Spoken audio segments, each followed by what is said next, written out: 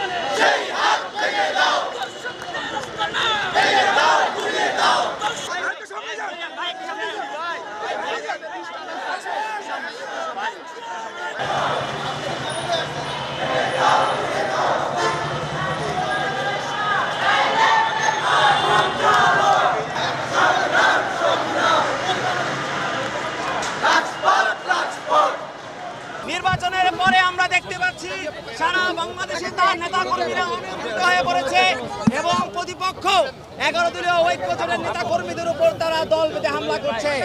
আমরা এই ধরনের হামলার তীব্র নিন্দা এবং প্রতিবাদ জানাই। একই সাথে যে হত্যাগুলো করা হয়েছে সেই হত্যাগুলোর বিচার আমরা চাই।